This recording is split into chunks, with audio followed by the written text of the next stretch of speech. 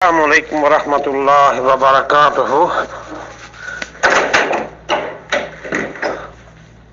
تمام مسلمانوں کے لیے یہ انتہائی خوشخبری کی بات ہے اور اطمینان کی بات ہے کہ اللہ کے فضل و کرم سے سعودی عرب میں تمام مساجد جو ہے ان کو نمازیوں کے لیے کھول دیا گیا ہے، اور کچھ اخبارات میں یا ویڈیوز میں یہ کہا گیا ہے کہ 77 دن کے بعد 77 ڈیز کے بعد مسجد نبوی شریف اور دوسری مساجد کھول دی گئی، نماز ہوئی۔ حالانکہ ایسا نہیں ہے۔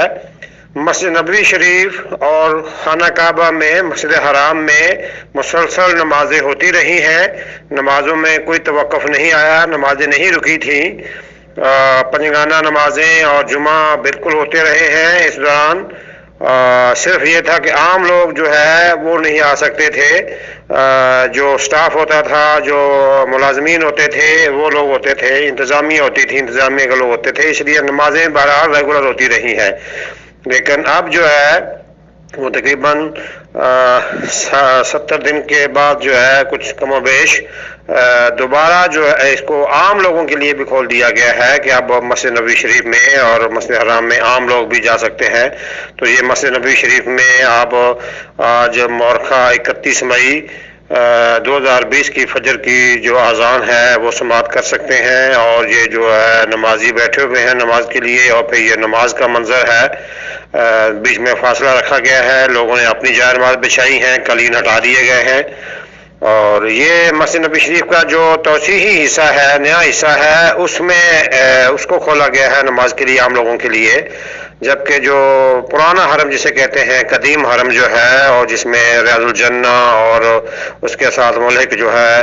وہ نبی کریم صلی اللہ علیہ وسلم کے جو آرام گاہ ہے، وہ اسے جو ہے جہاں سلام پیش کر کے آگے جاتے تھے، وہ فی الحال ابھی بھی بند ہے، اور یہ جو مسجد نبوی شریف کا توسیعی نیا حصہ ہے، نئی مسجد نبوی شریف کی عمارت ہے،